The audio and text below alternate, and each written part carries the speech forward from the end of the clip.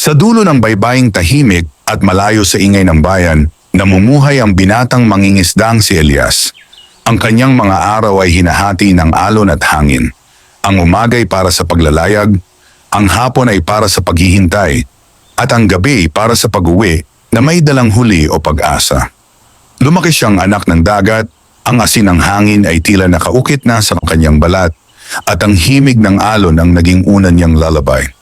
Wala siyang ibang yaman kundi ang bangkang kahoy na minana pa sa ama at ang lambat na paulit-ulit niyang inaayos sa ilalim ng lilim ng punong talisay.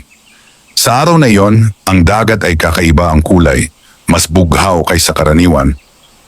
Alay tenam, naniwan mas malalim ang anyaya. Maagang pumalaot si Elias, dala ang tahimik na dasal na sana'y maging masagana ang kanyang huli.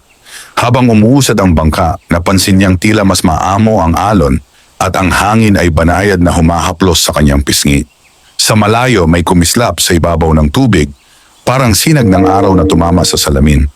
Inisip niyang isa lamang iyon sa mga paglalaro ng liwanag, subalit hindi niya maiwasang sundan ang kislap na iyon. Ibinaba niya ang lambat sa bahaging hindi pa niya napapalautan. Ang paghila ay mabigat, mas mabigat kaysa inaasahan niya. Napakunot ang kanyang noo, akala niya ay nahuli niya ang isang malaking isda o kaya ay napasabit sa batuhan sa ilalim. Ngunit nang unti-unti niyang iahon ang lambat, may kakaibang anyong lumitaw sa ilalim ng tubig, isang anino na kumikislap sa bughaw. Nang tuluyang umangat ang lambat, tumigil ang kanyang paghinga. Hindi isda ang kanyang nahuli, ni hindi anumang nilalang na nakita na niya noon. Isang sirena ang nasa loob ng lambat. Ang kanyang buhok ay mahaba at kumikislap na tila hinabing pilak at gabi. Ang kanyang balat ay kasing kinis ng perlas, ang buntot ay naglalaro sa liwanag, kulay ng esmeralda at bughaw na nagsasanib. Ang mga mata nito ay dilat sa takot, ngunit sa kabila ng pangamba ay may kakaibang liwanag ng katalinuhan at lungkot. Napatigil si Elias sa kanyang ginagawa. Ang mga kwento ng matatanda ay biglang bumalik sa kanyang alaala. Mga salaysay ng mga nilalang ng dagat na bihirang makita at mas bihirang mahuli. Sa mga kwentong iyon, ang sirena ay isang pangarap at babala, isang himala at panganib. Ngunit sa harap niya ngayon ay hindi kwento, kundi isang buhay na nilalang na nanginginig sa pagkakagapos.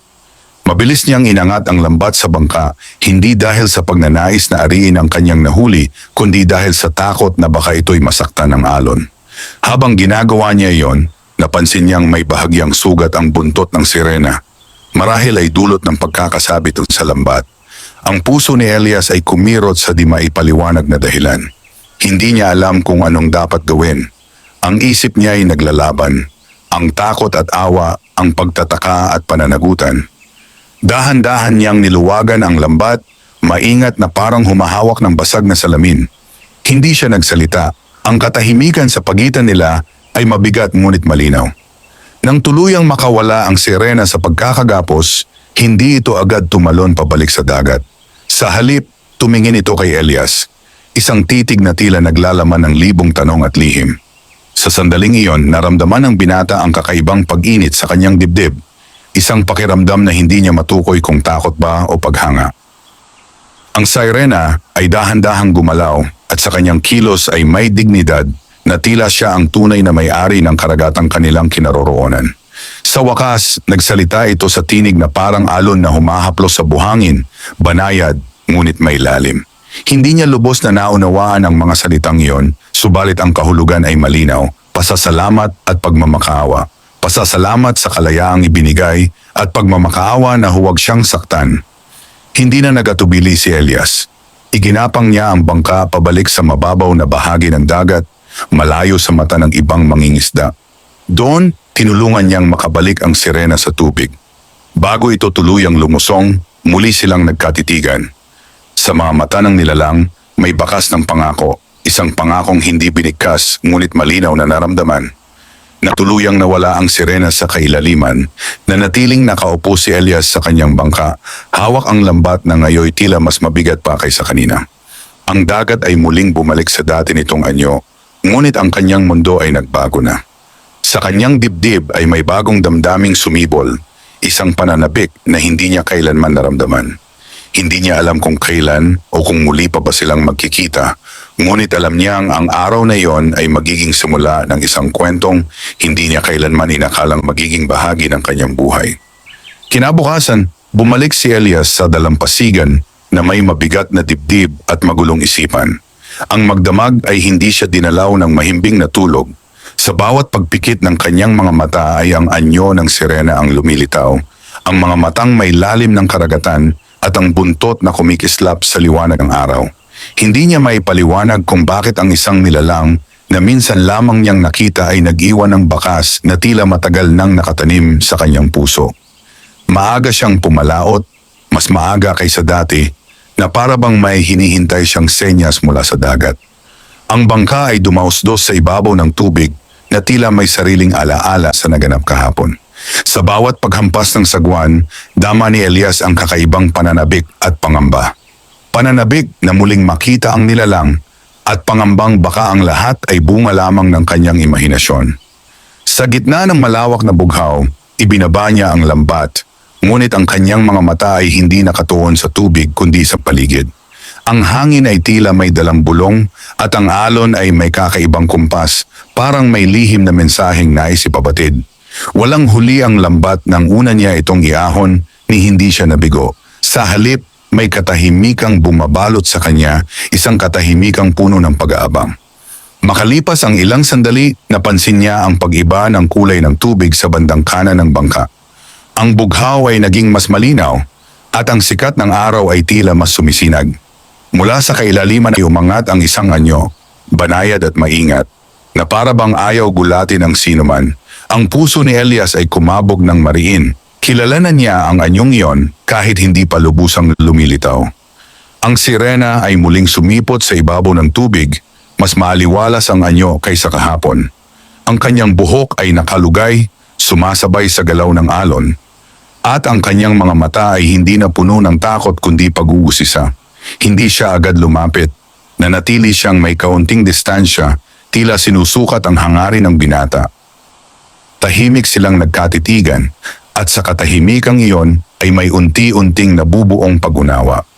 Si Elias ay dahan-dahang ibinaba ang sagwan at inilayo ang lambat bilang tanda na wala siyang masamang balak. Ang siren na naman ay lumapit ng kaunti, sapat upang marinig ng binata ang banayad na tunog ng kanyang paghinga at ang marahang pag-alon sa paligid niya. Sa sandaling iyon nagsalita muli ang sirena. Ang kanyang tinig ay malinaw na ngayon, hindi na putol-putol gaya ng kahapon. Ipinahayag niya ang kanyang pangalan, Lyra, isang pangalang sumabay sa alon at tila umalingaw-ngaw sa hangin. Ipinaliwanag niya na ang dagat ang kanyang tahanan at ang kailaliman ng kanyang mundo at nabihira silang magpakita sa mga tao dahil sa takot at kawalang unawa. Nakinig si Elias ng buong pansin. Hindi siya nagsalita, ngunit ang kanyang katahimikan ay puno ng paggalang. Sa bawat salitang binibigkas ni Lyra, lalo niyang nadarama ang pagkakaiba ng kanilang mga mundo, ang mundo ng lupa at ang mundo ng dagat. Ngunit kasabay nito ay ang unti-unting paglapit ng kanilang mga damdamin. Ikinuwento ni Elias ang kanyang buhay bilang mangingisda, ang kanyang ama na iniwan siyang tanging alaala ang bangka at lambat, baan ni Audita, at ang kanyang ina na matagal nang inihatid ng karamdaman. Ang kanyang tinig ay may halong lungkot, ngunit may katatagan. Si Lyra ay nakinig at sa kanyang mga mata ay may pag-unawang bihirang makita sa mga tao. Habang tumatagal ang kanilang pag-uusap, napansin ni Elias na ang oras ay tila bumagal. Yung araw ay unti-unting umangat sa kalangitan at ang init nito ay nagbigay liwanag sa kanilang pagitan. Sa kabila ng kanilang pagkakaiba, may isang damdaming dahan-dahang umuusbong. Isang damdaming hindi pa nila pinapangalanan, ngunit kapwa nila nararamdaman. Bago tuluyang lumubog ang araw, nagpaalam si Lyra.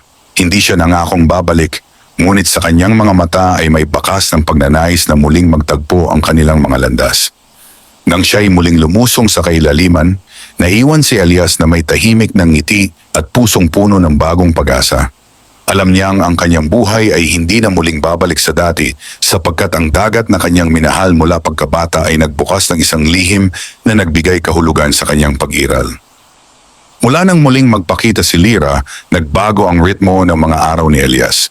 Ang pangingisda na dati tungkulin lamang para mabuhay ay naging isang paglalakbay ng paghihintay. Sa bawat paglapit niya sa dagat, dama niya ang presensyang hindi nakikita ngunit malinaw na naroroon. Parang may matang nagmamasid mula sa kailaliman, nagbabantay sa bawat galaw ng kanyang bangka. Hindi agad muling nagpakita si Lyra sa mga sumunod na araw. May mga umagang pumalaot si Elias na tanging alon at hangin lamang ang kanyang kasama. Gayunman, hindi na siya nababagot sa katahimikan. Sa halip, natutuhan niyang pakinggan ang dagat. Ang paghinga nito, ang marahang pag-urong at pagdagsa, ang mga bulong na tila may dalang alaala ng mga nilalang na matagal nang namumuhay sa ilalim ng bughaw. Sa ikatlong araw ng kanyang paghihintay, nagbago ang ihip ng hangin pagsapit ng hapon. Ang langit ay nagkulay kahel at lila at ang dagat ay tila salamin na sumasalamin sa nagbabagong liwanag.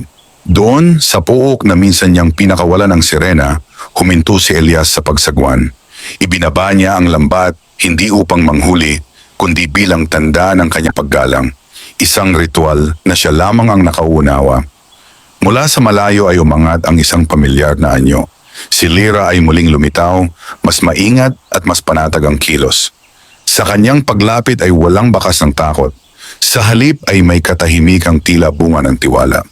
Lumapit siya sa bangka, sapat upang makita ni Elias ang malinaw na detalye ng kanyang mukha.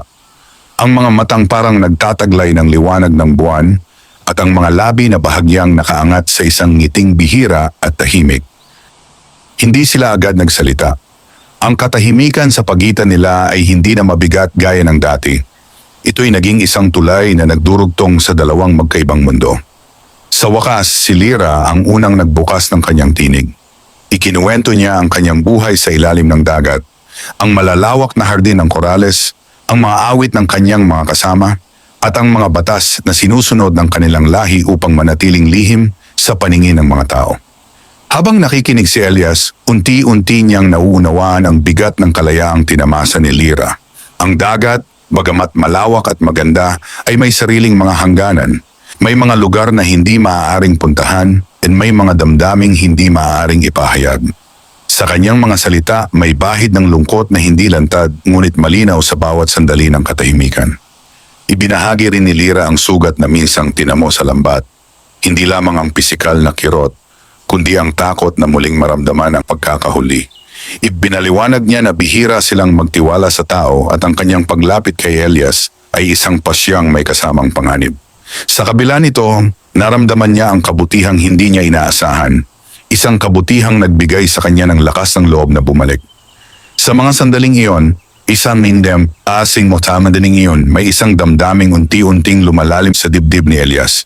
Hindi ito bigla ang pagsiklab, kundi marahang pag-usbong, parang alon na dahan-dahang humahaplos sa pampang hanggang sa ito'y maging bahagi na ng lupa. Hindi niya ito pinangalanan, ngunit alam niyang hindi na ito simpleng paghanga o pagtataka.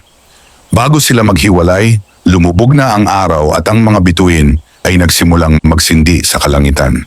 Tumigil si Lyra sa isang iglap, tila may gustong sabihin ngunit piniling ipagpaliban.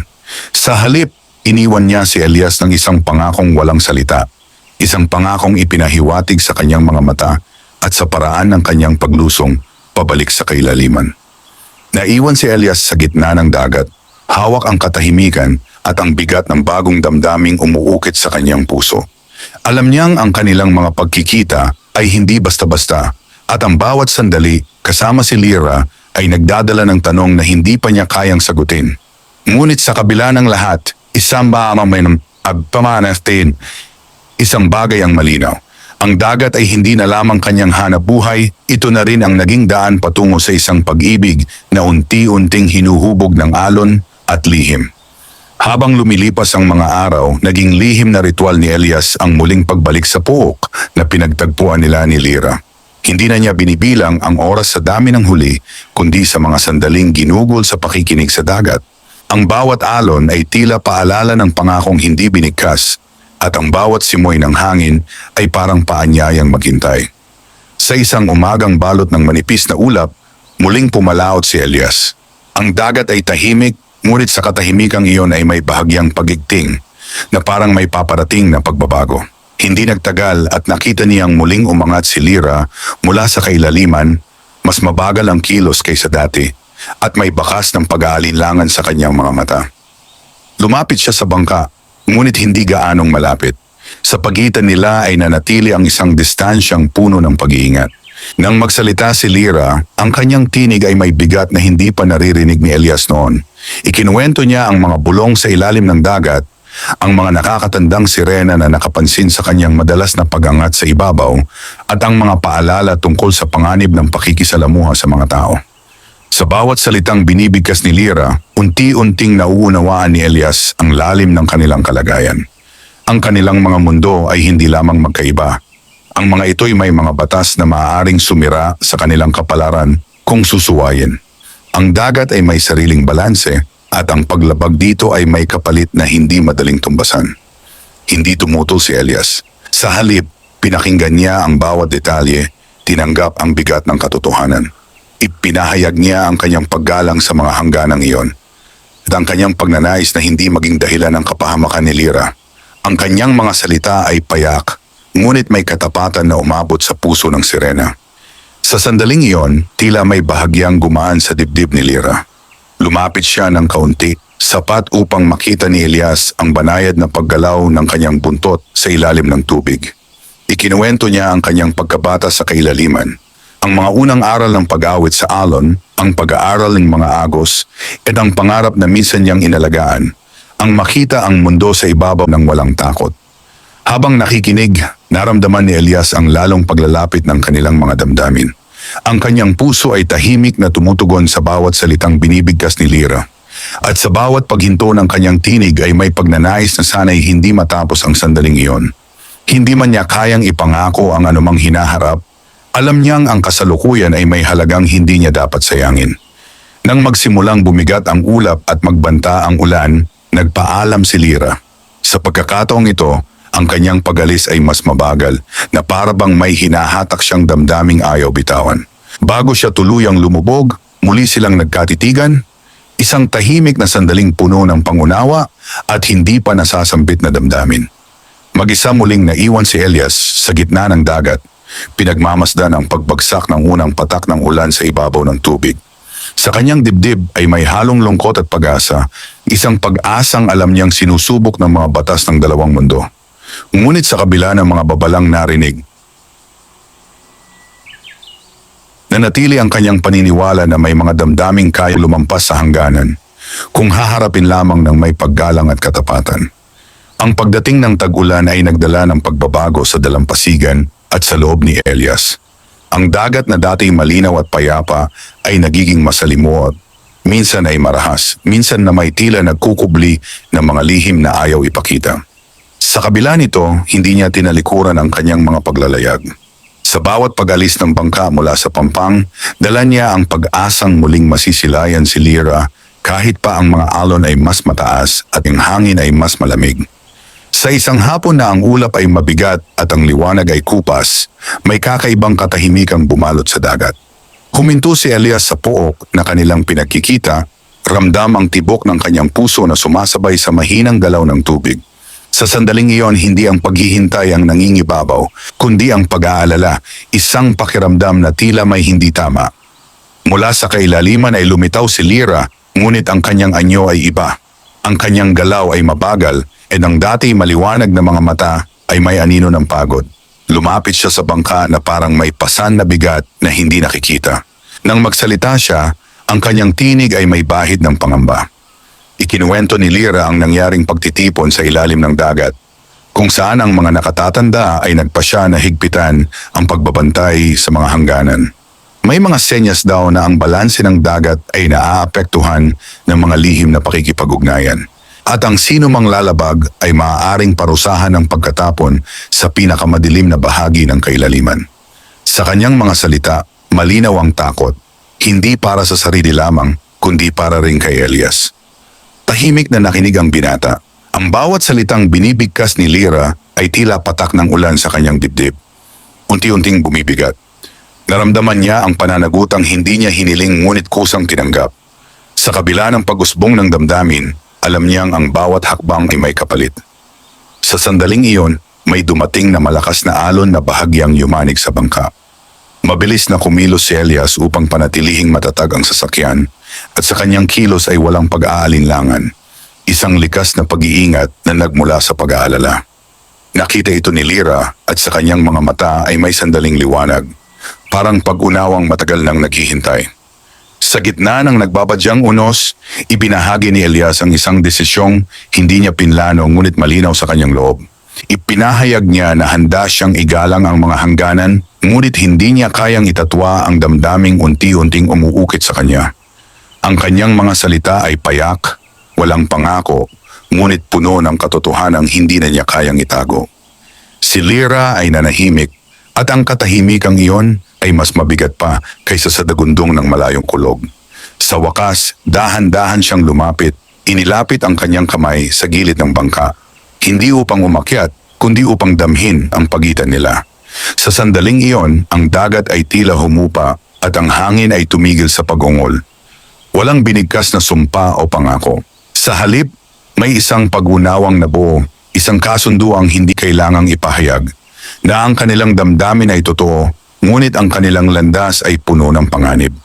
Na ang pag-ibig, tulad ng dagat, ay may lalim na maaaring magbigay buhay o magdala ng kapahamakan. Nang tuluyang bumuhos ang ulan, si Lyra ay nagpaalam. Ang kanyang paglusong ay mas mabilis kaysa dati, na para bang hinahabol ng oras. Naiwan si Elias sa gitna ng unos, hawak ang bangkang nanginginig sa lakas ng alon, at pusong mas mabigat pa sa ulap sa itaas. Alam niyang ang mga susunod na araw ay hindi magiging madali, sapagkat ang damdaming kanilang piniling kilalanin ay nagsimula ng humiling ng sagot. Isang sagot na hindi pa nila alam kung paano ibibigay. Pagkaraan ng unos, nag-iwan ang dagat ng katahimikang mas mabigat kaysa ingay ng bagyo. Ang mga ulap ay unti-unting naghiwa-hiwalay, at ang liwanag ng araw ay bumalik na tila walang nangyaring pagbabago. Ngunit sa loob ni Elias, may bakas ang gabing iyon. Isang bakas na hindi madaling burahin. Sa bawat pagtingin niya sa abot tanaw, dama niya ang pagkawala ni Lyra na para bang may bahagi ng dagat na biglang naging hungkag. Hindi siya pumalaot kinabukasan. Nanatili siya sa pampang, inaayos ang lambat na ilang ulit nang napunit ang alon. Ang kanyang mga kamay ay gumagalaw ng kusa, ngunit ang kanyang isipan ay nasa kailaliman, hinahanap ang anyong hindi niya makita. Sa katahimikan ng dalampasigan, naalala niya ang mga salitang hindi nabigkas, ang mga titig na nagsilbing pangako, at ang panganib na patuloy na lumalapit.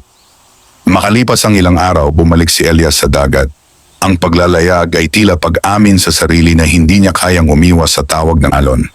Sa puok na kanilang pinagkikita, huminto siya at hinayaan ang bangka na sumabay sa agos. Walang senyas, walang kislap. Tanging ang banayad na pag-alon at ang mahina ngunit malinaw na pakiramdam na may nagmamasid.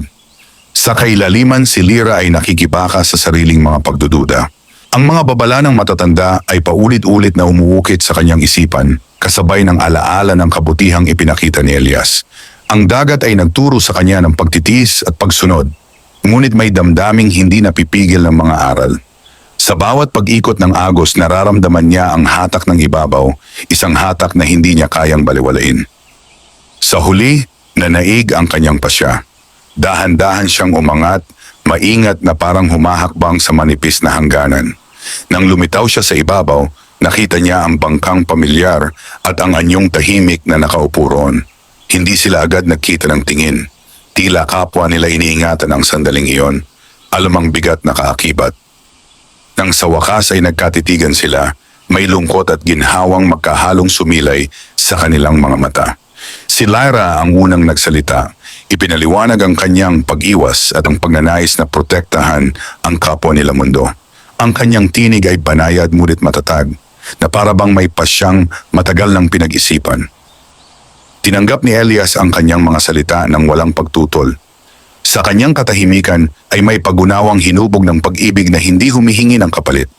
Ipinahayag niya ang kanyang pasasalamat sa bawat sandaling ibinahagi ni Lyra at ang kanyang pagnanais na manatiling tapat sa kung anuman ang itinakda ng dagat. Sa sandaling iyon, may kakaibang pagbabago sa paligid. Ang tubig ay tila luminaw at ang hangin ay nagdala ng kakaibang bango, parang paalala ng mas malalim na puwersang nakikinig. Si Lyra ay napalingon sa kailaliman, na para bang may tawag na siya lamang ang nakaririnig. Alam niyang ang oras ay laban sa kanila. Bago siya tuluyang lumubog, Iniwan niya si Elias ng isang munting bagay, isang perlas na may kakaibang liwanag, hindi makinang kundi banayad, parang pintig ng puso. Walang paliwanag ang kasunod, tanging isang titig na puno ng pag-asa at paghingi ng paumanhin. Naiwan si Elias na hawak ang perlas, ramdam ang init nito sa kanyang palad. Sa sandaling iyon, naunawaan niya na ang kanilang kwento ay hindi matatapos sa simpleng paghihiwalay. Ang dagat ay may sariling mga lihim at ang perlas na iyon ay tila susi sa mga tanong na hindi pa nasasagot. Sa ilalim ng payapang langit, nagsimula ang panibagong yugto. Isang yugto na humihingi ng tapang at pananampalataya, higit sa lahat, ng pag-ibig na handang maghintay. Ang perlas na iniwan ni Lyra ay naging tahimik na kasama ni Elias sa mga sumunod na araw. Hindi ito kumikislap na parang hiyas na ipinagmamalaki. Sa halip, may banayad itong liwanag na tila humihinga, umaayon sa pintig ng kanyang puso. Inilalagay niya ito sa bulsa tuwing pumapalaot, at sa bawat paghipo ay may bumabalik na alaala. Ang mga titig na puno ng pag-unawa, ang katahimikang nagsilbing wika ng kanilang damdamin. Sa ikatlong gabi matapos ang kanilang muling pagkikita, napansin ni Elias ang pagbabago sa dagat. Hindi ito marahas, ngunit may kakaibang pagigting sa hangin na parabang may naghahandang maganap. Ang buwan ay mataas at malinaw at ang liwanag nito ay nagbubukas ng pilak na landas sa ibabaw ng tubig. Sa gabing iyon, tinawag siya ng dagat sa paraang hindi niya kayang tanggihan. Pumalaot siya ng mag-isa, dala ang perlas at ang tahimik na panalangin na huwag sana siyang iligaw ng agos. Nang marating niya ang pook na kanilang pinagkikita, inilabas niya ang perlas at hinayaang masilayan ito ng liwanag ng buwan. Sa sandaling iyon, ang tubig sa paligid ay tila kumilos, hindi umalon, kundi umigting na parabang may bumubukas na pintuan sa kailaliman. Mula sa ilalim ay umangat si Lyra, ngunit hindi nag-iisa. Sa kanyang likuran ay may mga anyong anino, mga sirenang hindi umaangat sa ibabaw, nananatiling nakatanaw mula sa lalim. Ang presensya nila ay hindi mapanghimok, ngunit may bigat ng paghatol. Lumapit si Lyra kay Elias at sa kanyang mga mata ay may determinasyong hindi pa niya nakita noon. Ipinahayag ni Lyra ang kahulugan ng perlas. Ito raw ay tanda ng pahintulot at pagsubok, isang biyayang bihirang ipagkaloob sa tao. Sa tulong nito, maaaring makalapit si Elias sa hangganan ng dalawang mundo, ngunit kapalit nito ang pananagutang hindi maaaring iwasan. Ang perlas ay hindi susi ng pag-angkin, kundi paanyaya sa pag-unawa. Habang nagsasalita si Lyra, ang mga anino sa kailaliman ay dahan-dahang gumalaw na parang sinusukat ang katapatan ng binata. Naramdaman ni Elias ang bigat ng kanilang tingin, ngunit hindi siya umurong. Ang kanyang tindig ay payapa at ang kanyang loob ay malinaw. Tinanggap niya ang pagsubok ng walang pagmamataas, batid na ang pag-ibig na humihingi ng higit ay nangangailangan din ng higit na pagpapakumbaba. Sa utos ni Lyra, ibinaba ni Elias ang perlas sa tubig. Sa sandaling lumapat ito sa ibabaw, nagpalawak ang liwanag, hindi sa anyo ng ningning, kundi sa anyo ng pag-unawa. Ang dagat ay tila humupa at ang hangin ay nagbago ng timpla. Sa loob ni Elias, may naramdaman siyang kakaibang kapayapaan. Parang may bahagi ng dagat na tinanggap ang kanyang presensya. Hindi nagtagal ang sandaling iyon. Ang mga anino ay unti-unting naglaho sa lalim. Apagkamidiling tubig ay bumalik sa karaniwang galaw. Si Lyra ay nanatili, mas malapit kaysa dati at sa kanyang tinig ay may bahid ng ginhawa. Ipipinabatid niya na ang unang pagsubok ay natupad, ang manatiling tapat sa pagitan ng takot at pagnanais. Bago sila maghiwalay, nagtagpo ang kanilang mga tingin sa ilalim ng buwan. Walang pangakong binigkas, ngunit may malinaw na landas na nabuo, isang landas na hindi madali at hindi tiyak, ngunit totoo. Nang lumubog si Lyra sa kailaliman, naiwan si Elias na may panibagong pananaw sa dagat at sa sarili. Sa kanyang pagbabalik sa Pampang, alam niyang ang perlas ay hindi lamang alaala, kundi paalala, na ang pag-ibig na umuusbong sa pagitan ng lupa at dagat ay sinusubok ng lalim at ang sino mang hahawak nito ay dapat handang maglayag sa pagitan ng liwanag at dilim ng may buong puso. Sa mga sumunod na gabi matapos ang pagsubok ng perlas, nagbago ang paraan ng pakikitungo ni Elias sa dagat. Hindi na siya basta pumapalaot upang manghuli, siya'y naging mas maingat, mas mapagmasid, na para bang ang bawat galaw ay may kaakibat na pananagutan. Ang dagat ay tila tumugon sa kanyang paggalang.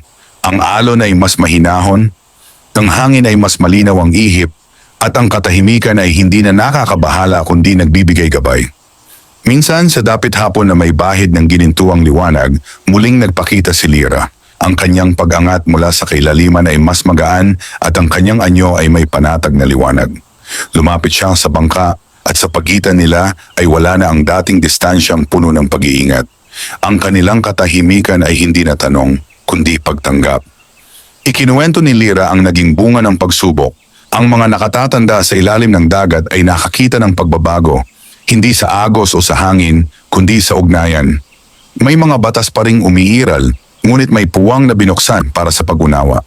Ang puwang na iyon ay makitid at marupok, subalit sapat upang huminga ang pag-asa. Sa kanyang tinig ay may ingat na saya, isang saya na hindi nagmamadali. Habang nagsasalita si Lyra, napansin ni Elias ang kakaibang detalye sa paligid. Ang mga isda ay hindi lumalayo, ang mga ibon ay hindi nagmamadaling umalis. Ang mundo ay tila huminto upang makinig. Sa sandaling iyan, naramdaman niya ang bigat at biyaya ng kanyang piniling landas. Ang pagiging tulay sa pagitan ng lupa at dagat ay hindi karangalan, kundi tungkulin. Ipinahayag ni Elias ang kanyang pangamba. Hindi niya ikinubli ang takot na baka ang kanyang presensya ay magdulot ng gulo, na baka ang kanyang damdamin ay maging sanhi ng pagkapunit ng balanse. Ang kanyang mga salita ay simple, ngunit may lalim na hinubog ng pagninilay. Si Lyra ay nakinig ng buo at sa kanyang mga mata ay may paggalang na mas nangangahulugan kaysa papuri. Bilang tugon, ibinahagi ni Lyra ang isang lihim ng dagat na ang balanse ay hindi kawalan ng galaw, kundi kakayahang magbago ng hindi nawawala ang sarili. Ang takot, aniya, ay hindi kaaway ng pag-ibig. Ito'y bantay na humihiling ng pag-iingat. Sa mga salitang iyon, may lakas na nagpatatag sa loob ni Elias. Sa paglapit ng gabi, nagdala ang hangin ng malamig na paalala. Ipinabatid ni Lyra na may paparating na panibagong pagsubok. Isang sandaling kakailanganin ang malinaw na pagpili. Hindi niya tinukoy ang anyo nito, tanging ang katiyakang darating ito sa oras na hindi inaasahan. Ang kanyang babala ay hindi pananakot, kundi paghahanda. Nang maghiwalay sila, hindi agad lumubog si Lyra. Nanatili siya sa gilid ng bangka at sa katahimikan ay may damdaming hindi na kailangang ipahayag. Ang liwanag ng dapit hapon ay unti-unting nawala at ang unang bituin ay sumindi sa kalangitan. Sa sandaling iyon, naramdaman ni Elias ang lalim ng kanyang pasya na anuman ang darating, haharapin niya ito ng may paggalang sa dagat at katapatan sa damdaming umusbong. Sa kanyang pagbabalik sa Pampang, dala niya ang kapayapaang may kasamang pag-iingat. Alam niyang ang landas na kanyang tinatahak ay hindi tuwid at hindi ligtas, ngunit malinaw sa kanyang puso na ang pag-ibig na sinubok ng lalim ay may kakayahang magbigay liwanag kahit sa pinakamadilim na agos. Dumating ang pagsubok sa paraang hindi inaasahan ni Elias, hindi bilang unos o panganib sa dagat, kundi bilang tahimik na pagbabago sa Pampang. Isang umaga pagbalik niya mula sa pangingisda, napansin niyang may mga dayong bangkang dumaong sa baybayin. Ang kanilang mga layag ay bago, ang mga lambat ay mas malalaki, at ang kanilang mga mata ay mapanuri. Sa bawat kilos nila, may hangaring hindi umaayon sa ritmo ng lugar. Sa mga sumunod na araw, dumami ang mga lambat sa dagat, mas malalim at mas malawak ang sakop. Ang mga isda ay nagbawas ng paglapit at ang tubig ay tila naging mabigat. Nararamdaman ni Elias ang pag-igting, isang pagbabago na hindi lamang pisikal, kundi higit na mas malalim. Sa bawat paglalayag, hinahaplos niya ang perlas sa kanyang bulsa na para bang humihingi ng gabay. Isang dapit hapon, muling nagpakita si Lyra, ngunit ang kanyang anyo ay puno ng pag-aalala. Hindi na siya nagpaligoy-ligoy. Ikinuwento niya ang epekto ng mga bagong lambat sa kailaliman, ang pagkagambala sa mga agos, ang pagkasira ng mga tirahan, at ang takot na kumalat sa mga nilalang ng dagat. Ang balanse na kanilang pinangangalagaan ay muling nalalagay sa alanganin. Tahimik na nakinig si Elias, ramdam ang bigat ng pananagutan. Nauunawaan niya na ang mundo ng tao ay may sariling pangangailangan, ngunit ang kawalang ingat ay may kapalit. Sa sandaling iyon, malinaw sa kanya ang tinutukoy ni Lyra na pagpili, ang messianic, Kaya BDP ang manahimik at hayaan ng pagbabago o ang kumilos ng may pag-iingat at tapang. Hindi siya nagdesisyon ng padalos-dalos. Sa halip, kinausap niya ang ilang mangingisda sa Pampang, ipinahayag ang kanyang pangamba sa paraang payak at walang akusasyon. Ibinahagi niya ang pagbabago sa huli, ang bigat ng dagat, at ang pangangailangang maghinay-hinay. May mga tumawa, may mga nag-alinlangan, ngunit may ilan ding nakinig at nag-isip. Sa gabing iyon, sa ilalim ng liwanag ng buwan, nagtagpo muli sina Elias at Lyra. Ibipinabatid niya ang kanyang ginawa, hindi bilang tagumpay, kundi bilang unang hakbang. Sa mga mata ni Lyra ay may pagod ngunit may pag-asa. Ipinaalala niya na ang tunay na pagbabago ay mabagal at ang bawat munting hakbang ay may halaga kung ginagawa ng may malasakit. Bilang huling paalala bago ang nalalapit na pasya, hiniling ni Lyra kay Elias na magtiwala sa dagat gaya ng pagtitiwala nito sa kanya. Ang kanyang tinig ay banayad, ngunit ang kahulugan ay mabigat. Nang siya'y lumubog pabalik sa kailaliman, iniwan niya ang binata na may malinaw na tanong sa puso. Hanggang saan ang kanyang kayang ialay para sa pag-ibig at sa balanse ng dalawang mundo. Sa katahimikan ng gabi, pinakinggan ni Elias ang alon. Hindi na ito bulong ng hiwaga, kundi tawag ng pananagutan. Alam niyang ang susunod na araw ay magdadala ng pasyang magtatakda hindi lamang ng kanyang landas, kundi ng ugnayan ng lupa at dagat na unti-unting binuo ng tiwala at pag-ibig. Sumikat ang araw na may kakaibang katahimikan, na parabang ang buong dalampasigan ay nag-aabang. Maaga pa'y gising na si Elias, nakaupo sa pampang at pinagmamasdan ang dagat na minsang naging kanyang kabuhayan at ngayoy naging bahagi ng kanyang pagkatao. Ang perlas ay hawak niya sa palad, hindi bilang anting-anting, kundi bilang paalala ng mga pasyang kanyang tinahak at ng mga pananagutang kanyang tinanggap. Sa oras na yon, dumating ang mga dayong mangingisda upang muling pumalaot. Ang kanilang mga lambat ay handa at ang kanilang mga mata ay puno ng determinasyong walang pakundangan. Tumayo si Elias at humarap sa kanila, hindi bilang kalaban kundi bilang saksi ng dagat. Sa kanyang tinig ay walang galit, tanging katotohanang hinubog ng karanasan.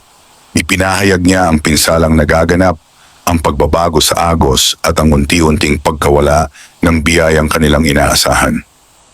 May ilan na tumalikod, may ilan na nagtaas ng kilay, ngunit may iilan ding tumigil at nag-isip.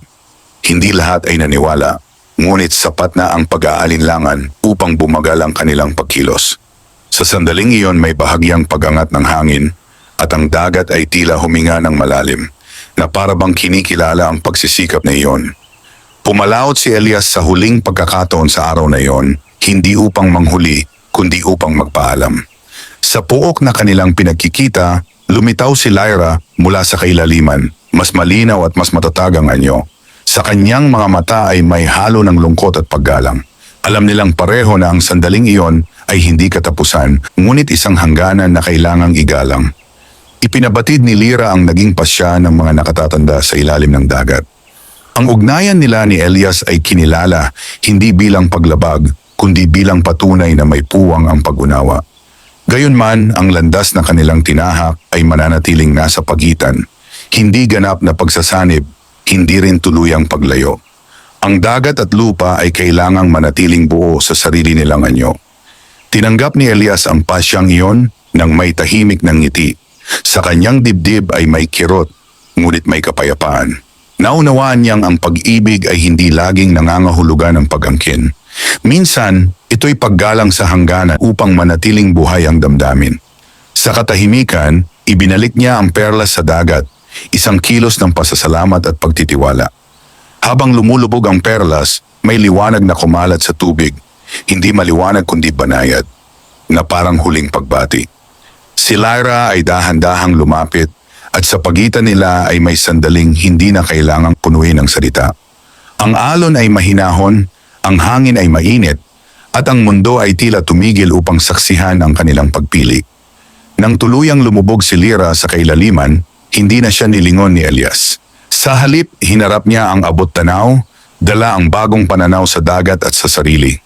Alam niyang ang kanilang kwento ay hindi matatapos sa alaala lamang. Ito'y mananatili sa bawat alon na dumarampi sa pampang, sa bawat paggalang na ibinibigay ng tao sa dagat, at sa bawat pag-ibig na marunong tumigil bago makasakit. Sa pagbalik niya sa Pampang, ang araw ay ganap ng mataas. Ang dagat ay muli niyang minahal, hindi bilang lihim na pangarap, kundi bilang buhay na nilalang na may sariling tibok at hangganan. At sa katahimikang iyon, natagpuan ni Elias ang isang pag-ibig na hindi kailanman mawawala, sapagkat ito'y naging bahagi na ng dagat at ng kanyang pagkatao. Wakas,